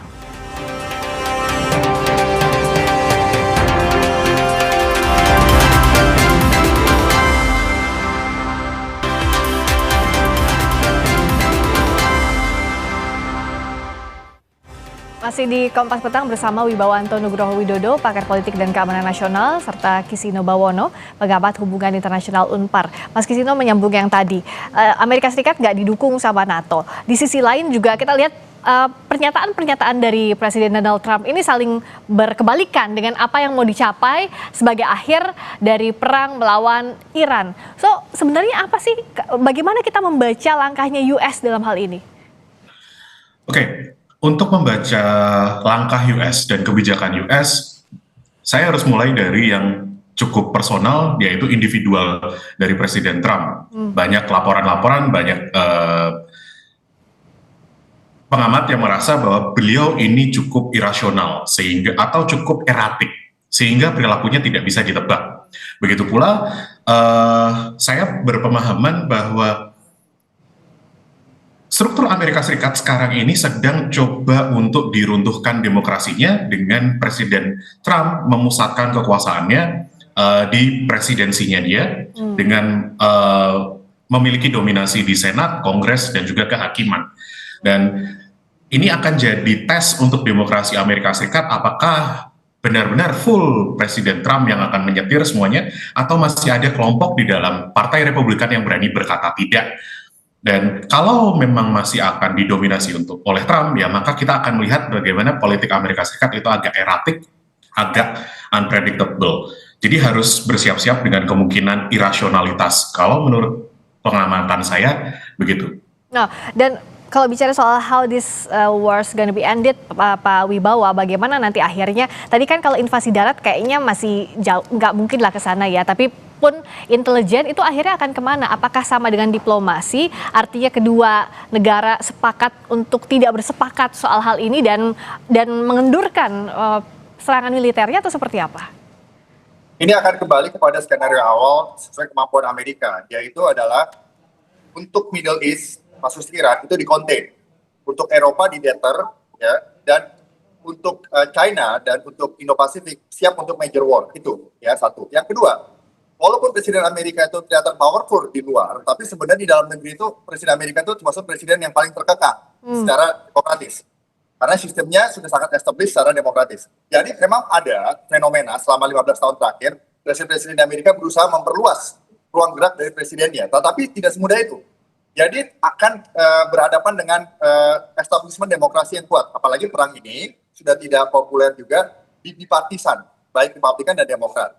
Nah, itu poin satu ya. Poin kedua, terkait NATO, susah untuk Presiden Trump saat ini mendapatkan dukungan NATO karena dua faktor. Yang pertama adalah faktor trust dari pemimpin-pemimpin di negara-negara NATO, ya, karena komunikasi Presiden Trump selama beberapa waktu terakhir. Yang kedua, sulit mencari justifikasi untuk mengaktifasi pasal 5 dari NATO, perjanjian NATO, di mana satu negara diserang, negara lain harus ikut membela. Nah, ini yang menjadi tantangan Presiden Trump. Tekanan dari dalam, tekanan dari luar, dan tekanan dari market juga, dari global market. Itu poinnya. Jadi, saya kembali kepada either perang intelijen, kembali kepada containment dan perang proxy yang mungkin akan eskalatif sedikit, atau sekalian diperangin sampai perang dunia sehingga muncul order baru. Itu aja. Kalau Mas Kisino melihatnya mana yang paling mungkin antara perang intelijen atau ya perang dalam skup yang lebih luas lagi? Amit-amit kita tidak berharap bahwa ada perang dunia berikutnya, tapi apa yang Anda baca? Yang saya baca selanjutnya adalah nanti pertentangan bagaimana di dalam pengambilan keputusan di Amerika Serikat, terutama terkait perang. Saya melihat bagaimana pemimpin politik di Amerika Serikat yang ada di kelompoknya Trump, itu pun sekarang juga ada perpecahan antara yang America First ataupun yang mengikuti Trump apapun yang dia mau, dan nanti akan juga berhadapan dengan saya rasa pemimpin militer yang itu lebih rasional. Nah, nanti perebutan pengaruh di situ akan terlihat, apalagi besok mendekati pemilu sela di November ini. Nah, itu akan makin kelihatan upaya-upaya baik dari politisi manapun di dalam Amerika Serikat untuk mendapatkan dukungan dari publik. Nah, itu yang nanti kita lihat siapa yang akan dapat suaranya, termasuk terkait perang ini akan jadi salah satu contention point karena ada ketidakpopuleran di masyarakat AS. Tentu saja ini tidak populer karena juga yang jadi bahasan bahkan di publik Amerika Serikat, Pak Wibawa, perang ini ya karena kepentingannya Israel bukan Amerika Serikat. Jadi akan seberapa produktifkah Amerika Serikat untuk meneruskan perang ini atas dorongan Israel? Ya, jadi seberapa kuat pun hubungan pribadi dan deal-deal politik antara Prime Minister Netanyahu dan Presiden Trump, asumsikanlah begitu ya. Tetap yang namanya national interest adalah come first. National interest yang datang dari sistem politik negara itu sendiri. Jadi seberapa besar pun Presiden Trump ingin berperang lebih dari 6 minggu, sebenarnya apa yang Presiden Trump katakan saat ini adalah antara 4 sampai 6 minggu, sebenarnya itu adalah pesan dari internal elit di Washington DC sendiri bahwa kamu harus menyelesaikan ini semua, all the mess, within 6 weeks. Itu poinnya.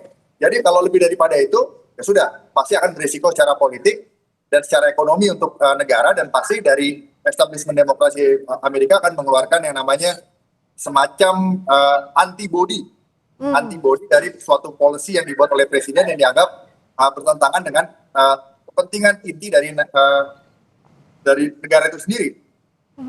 Jadi kalau misalnya kita ambil POV-nya Presiden Trump ya, yang memang susah dibaca oleh siapapun, Mas Kisino, apakah bisa jadi hal yang paling ya pragmatis lah sekarang mengakhiri perang tapi dengan mengaku menang begitu seperti yang sudah dilakukan sebelumnya? Iya, itu jadi langkah yang sering dilakukan oleh beliau, mengklaim bahwa dia telah menang walaupun kondisi di lapangan mungkin berkata lain. Karena yang penting bagi dia adalah bohong itu boleh, tapi yang lebih penting lagi dia nggak boleh kelihatan salah. Ya, dan dalam hal ini juga di sisi lain Israel tuh tampak bilang bahwa tidak akan mengakhiri perang, akan terus menghabisi pejabat-pejabat tinggi Iran. Apakah ini jadi bertolak belakang juga dengan apa yang coba dicapai Trump? Kita tahu kan terakhir Trump misalnya saat konferensi persnya bilang kalau sebelumnya mengatakan Iran dengan kata yang kasar, kalau sekarang dia mengatakan Iran sebagai negara, mengakui Iran sebagai negara. Nah, bagaimana Mas Kisino melihat ini? Kalau terkait nanti kaitannya dengan Israel gitu ya, termasuk hubungannya ke Amerika Serikat, saya kaitkan dengan besok nanti di November 2026 terkait pemilu gitu ya.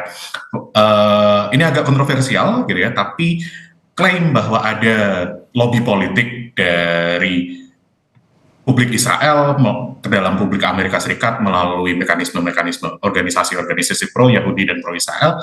Nah, ini nanti bisa ditakutkan bisa mengubah komposisi masyarakat yang akan mendukung politisi mana. Dan ini nanti juga lobby-lobby dari pro-Zionis dan pro-Israel ini yang itu banyak diandalkan oleh politisi di US untuk mendapatkan posisi apapun, entah itu dari Kongres, Senat, atau bahkan hingga sampai ke level presidensi.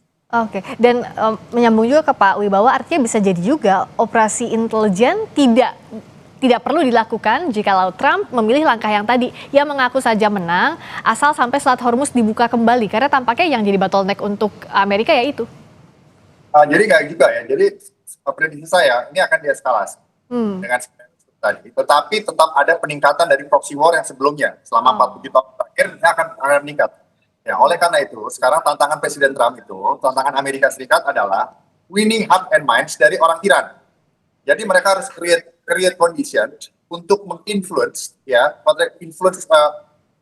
kognitif, emosi, sikap tindak, opini, motivasi atau winning heart and mind orang Iran ya untuk memberikan legitimasi kepada pemerintahan yang akan terbentuk, apakah yang sekarang ataukah yang nanti yang berganti. Jadi siapa yang bisa memenangkan heart and mind dari warga Iran, itulah yang akan nanti memimpin Iran. Itu poin satu. Poin kedua, Presiden Trump juga harus memenangkan heart and mind dari orang Amerika sendiri.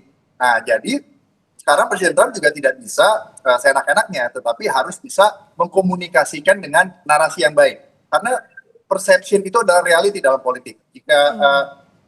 Jika Menteri Pertahanan Amerika atau Presiden Amerika itu dianggap mengeluarkan statement-statement yang pompous atau bombastik misalnya dinilai, dan bahkan dinilai oleh elit Amerika sendiri, itu mengurangi legitimasi mereka. Oleh karena itu, Presiden Trump harus mulai mencari kata-kata yang lebih simpatik, yang bisa diterima oleh orang Iran dan juga oleh orang Amerika sendiri dan dunia internasional. Sekalipun maksudnya adalah mendemoralisasi tentara Iran dan rejim Iran saat ini. Jadi tetap perang intelijen berlangsung, Mbak. Walaupun kemenangan versinya Presiden Trump akan dideklarasikan. Tapi jika memang rakyat Iran pun pemerintahan Iran solid seperti saat ini, Pak Wibawa, apa yang konsekuensi yang akan dihadapi oleh Amerika Serikat dan Israel? Jadi ada 3 faktor, Mbak. Ya, yang pertama adalah legitimasi dari rezim sekarang ini seberapa besar di dalam persepsi rakyat. Bisa saja rakyat itu secara majority atau half dari mereka itu tidak suka juga, pengen ada perubahan.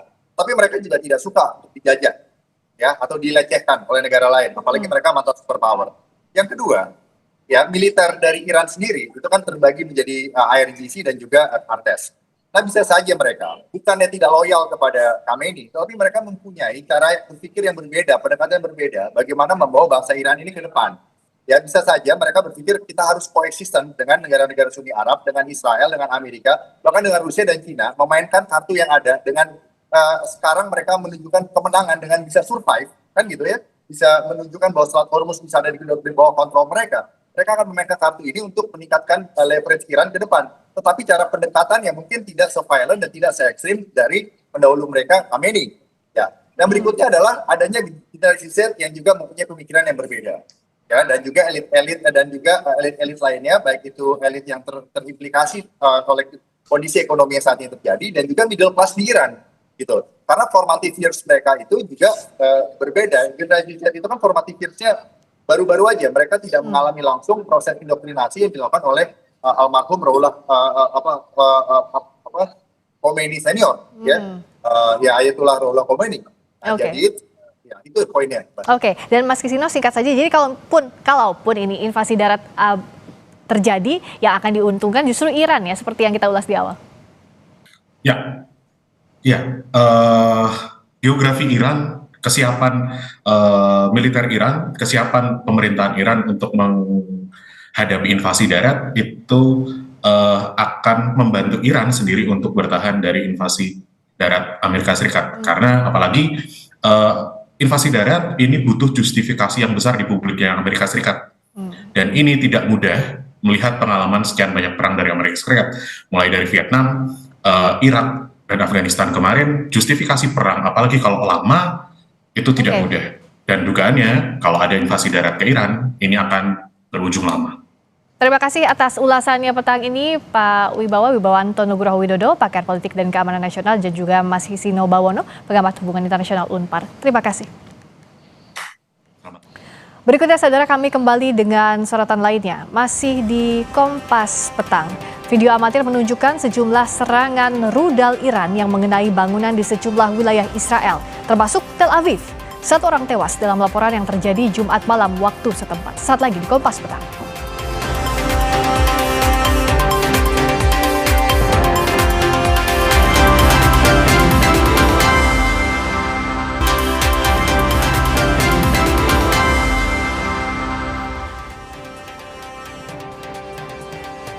Kompas Petang kami lanjutkan, saudara. Iran meluncurkan gelombang rudal ke Israel. Setidaknya 270 pecahan rudal telah jatuh di seluruh tepi barat Israel.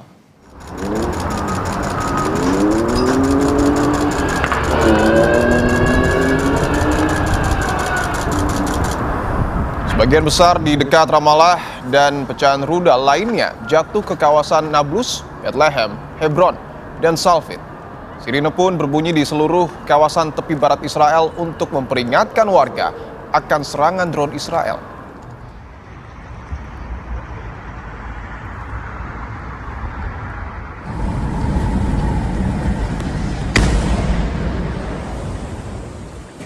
Sementara itu, video amatir menunjukkan sejumlah serangan rudal Iran yang mengenai bangunan di sejumlah wilayah Israel. Sejumlah serangan Iran yang terus dilakukan dalam 1 bulan terakhir mengakibatkan kerusakan bangunan dan jalan yang cukup berat.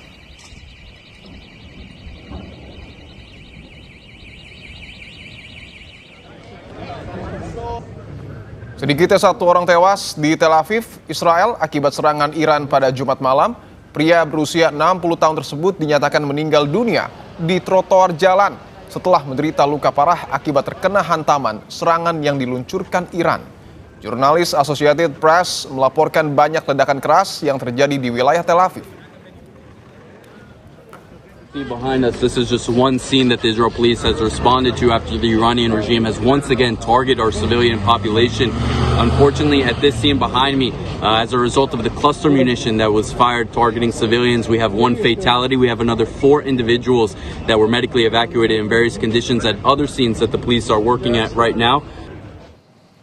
Di wilayah lain, distrik Tel Aviv, serangan rudal Iran terbaru menyebabkan bangunan dan toko-toko rusak Jumat malam.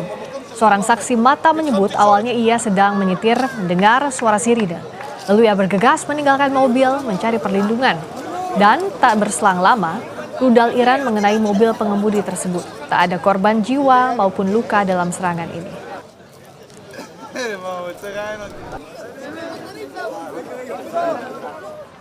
Rekaman yang dirilis pada hari Jumat memperlihatkan kondisi pasca serangan udara Israel di kota Saksakia, Lebanon Selatan. Nampak puing-puing yang berserakan dan kendaraan yang hancur, serta noda darah pada barang-barang pribadi di dalam sebuah bangunan. Media Lebanon melaporkan serangan terhadap kota Saksakia telah menewaskan setidaknya 4 orang dan melukai 8 orang. Sementara Israel mengumumkan mereka terus melakukan serangan yang bertujuan menghancurkan infrastruktur Hizbullah di Beirut. شهيد هو عضو مجلس بلدي الأخ راغب يونس هو المستهدف هو وعائلته لحد هلا هو تأكد استشهاده بس الأولاد بعد مش متأكدين. Kelompok Houthi Yaman siap melakukan intervensi militer jika negara-negara lain bergabung dengan Amerika Serikat dan Israel dalam perang Iran. Selengkapnya usai jeda, tetaplah di Kompas Petang.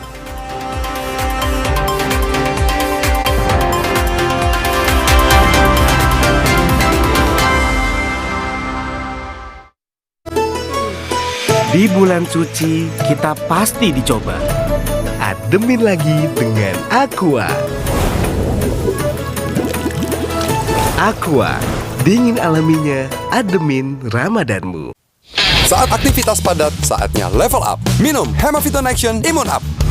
Immune Up formula dengan buffer vitamin C, D3, zinc, dan ginseng ekstrak. Bantu jaga daya tahan tubuh. Siap taklukkan hari. Jangan sampai drop dong. Minum Hemaviton Action Immune Up 1 kali sehari. Ready action lagi. Baru Hemaviton Action Energy Drink. Energi gue untuk siap action. Saat ada tantangan lebih, ini waktunya challenge your action. Hemaviton Action Immune Up. Hemaviton Action Energy Drink. Mama Lime Grade, pencuci piring dari tumbuhan 100% food grade dengan Natura Plant Essence. Mama Lime Grade efektif angkat lemak, piring bersih kesat, tangan tetap lembut. Juga efektif bersihkan kotoran dan bakteri di buah sayur. Mama Lime Grade, pencuci piring dari tumbuhan. Lime. Sepanjang Ramadan, siapkan tubuh dengan 3 botol Aquaviva. Setara 2 liter air diminum dari buka sampai sahur. Biar 1 harian puasa pasti sejuknya. Aquaviva, murni dan pasti sejuknya. Selamat Idul Fitri dari Wings Food. Nilai-nilai toleransi itu diajarkan sejak dini. Iya, karena itu ayah saya kemudian memberikan pendidikan yang dibutuhkan, yaitu toleransi. Kita juga sedang berada di dunia yang sedang berperang. Maka kita harus membentengi umat beragama di Indonesia. Sekarang harus ada vaksin toleransi. Agak aneh bagi saya, orang Katolik kok baik gitu. Saya kira yang baik cuma orang Islam waktu itu. Rosi, Sabtu 28 Maret, pukul 10:30 malam di Kompas TV. Transportasi umum menjadi nadi pergerakan kota Jakarta. Menghubungkan dalam kota hingga daerah penyangga dalam satu alur perjalanan dengan beragam tujuan masyarakat. Jalan-jalan, Nadi Transportasi Jakarta, Minggu 29 Maret, pukul 10:30 siang. di Kompas TV.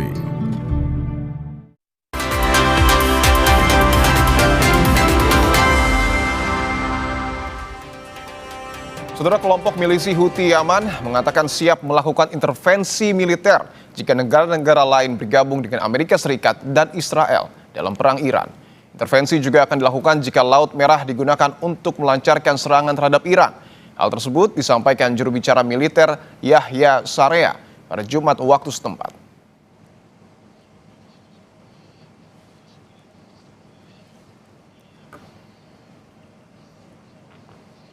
Presiden Amerika Serikat Donald Trump mengatakan Iran tak lagi menjadi pengganggu. Trump bahkan menyerukan agar negara tersebut membuka Selat Hormuz yang ia sebut sebagai Selat Trump. Hal ini tercetus dalam pidatonya dalam forum Future Investment Initiative di Miami, Florida pada Jumat waktu setempat. Trump membahas perang dengan Iran yang berdampak pada penutupan Selat Hormuz. Selain itu, Trump juga mengklaim AS telah menghancurkan militer Iran selama perang berlangsung. Ia kemudian meminta Iran untuk membuka Selat Trump. We're crushing Iran. Currently, as we speak, I just looked. We had another big day. We hit them. They don't know what's happening. Remember this? They lied about 3 days ago. I said, yeah, we're negotiating with Israel. We are not negotiating. They're being hit so hard, too, so we had 10 ships, and then people realized we were actually negotiating. And we're negotiating now, and it'd be great if we could do something, but they have to open it up. They have to open up the Strait of Hormuz. Kompas Petang kami akhiri, saudara. Saya Dipon Bahagia. Dan saya Friska Clarissa. Sesaat lagi hadir gelar perkara bersama Vidi Batloloni. Terima kasih. Sampai jumpa.